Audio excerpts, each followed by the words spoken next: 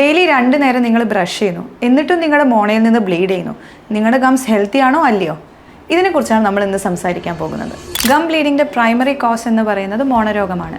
മോണരോഗം ഒരു സൈലൻറ്റ് ഡിസീസാണ്. എന്തുകൊണ്ട് ഇതിനെ സൈലൻറ്റ് ഡിസീസ് എന്ന് വിളിക്കുന്നു? ബേസിക്കലി ഇത് എസിംപ്റ്റമാറ്റിക് ആയിരിക്കും, അല്ലെങ്കിൽ മിനിമൽ സിംറ്റംസ് മാത്രമേ ഉണ്ടാവുള്ളൂ. ഇതിൽ ഗം ബ്ലീഡിങ് മാത്രമാണ് ഒരു കോസേറ്റീവ് ഫാക്ടർ എന്ന് പറയാനുണ്ടാകുന്നത്. അതുപോലെ തന്നെ ഓവർ ദി ഇയേഴ്സ് ആണ് ഇതിൻ്റെ പ്രോഗ്രഷൻ നടക്കുന്നത്. വളരെ സ്ലോ ആയിട്ട് പ്രോഗ്രസ് ചെയ്യുന്ന ഒരു ഡിസീസാണിത്. ഇതിൽ ഏർലി സ്റ്റേജസിൽ പെയിൻ ഒരിക്കലും ഉണ്ടാവില്ല, ഗം ബ്ലീഡിങ് മാത്രമേ കാണുകയുള്ളൂ. അതുപോലെ തന്നെ ഓവർ ദി ഇയേഴ്സ് വളരെ സ്ലോ ആയിട്ടാണ് ഡിസീസ് പ്രോഗ്രസ് ചെയ്യാറുള്ളത്. ഇതിൽ മേജർ റിസ്ക് ഫാക്ടേഴ്സ് എന്ന് പറയുന്നത് നമ്മുടെ പുവർ ഓറൽ ഹൈജീൻ തന്നെയാണ്. അതുകൂടാതെ വരുന്നതാണ് നമ്മുടെ ടൊബാക്കോ യൂസ് അല്ലെങ്കിൽ സ്മോക്കിംഗ്. അതുകൂടാതെ സിസ്റ്റമിക് കണ്ടീഷൻസ് ലൈക്ക് ഡയബറ്റിസ്, അതുപോലെ ഏതെങ്കിലും മെഡിക്കേഷൻസ് എടുക്കുന്നവർ, സ്ട്രെസ് ഇൻഡ്യൂസ്ഡ് ആയിട്ട് ഇത് വരും.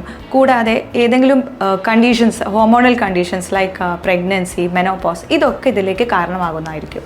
നിങ്ങൾ ഒരിക്കലും ഇഗ്നോർ ചെയ്യാൻ പാടില്ലാത്ത കുറച്ച് വാർണിംഗ് സൈൻസ് ഇതിൽ വരുന്നത് ബേസിക്കലി ഒന്ന് ബ്ലീഡിങ് ഗംസ് തന്നെ, നമ്മൾ ഇതുവരെ പറഞ്ഞത് കാര്യം തന്നെ.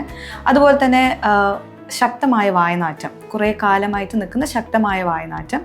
അതുകൂടാതെ മോണയിൽ നിന്ന് എന്തെങ്കിലും പഴുപ്പ്, ചലം അതുപോലെ എന്തെങ്കിലും വരിക, മോണയ്ക്ക് വീക്കം വരിക, മോണ ഇറക്കം വരിക, ഇതൊക്കെ നിങ്ങൾ എപ്പോഴും ഒരു വാർണിംഗ് സൈൻ ആയിട്ട് കാണണം. നിർബന്ധമായിട്ട് നിങ്ങളെ പെരിയോഡോണ്ടിസ്റ്റിന് ഇത് കാണിക്കുകയും വേണം.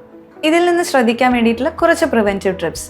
നമ്മളെപ്പോഴും പറയുന്ന പോലെ ട്വൈസ് ബ്രഷ് ചെയ്യുക, ഇൻ്റർഡെൻ്റൽ ഫ്ലോസ് അഥവാ ഇൻ്റർഡെൻ്റൽ ബ്രഷ് യൂസ് ചെയ്ത് പല്ലിൻ്റെ രണ്ടിൻ്റെ ഇടയിലുള്ള ഭാഗങ്ങൾ ക്ലീൻ ചെയ്യുക.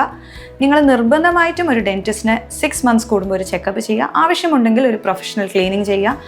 സിസ്റ്റമിക് കണ്ടീഷൻസ് ആയ ഡയബറ്റിസ് ഉണ്ടെങ്കിൽ അതെപ്പോഴും കൺട്രോൾഡ് ആയിരിക്കാം. ആൻഡ് ബേസിക്കലി വേറൊരു കോസേറ്റീവ് ഫാക്ടർ, അതായത് ടൊബാക്കോ കാരണമാണെങ്കിൽ അത് നിർബന്ധമായിട്ടും ഒഴിവാക്കണം.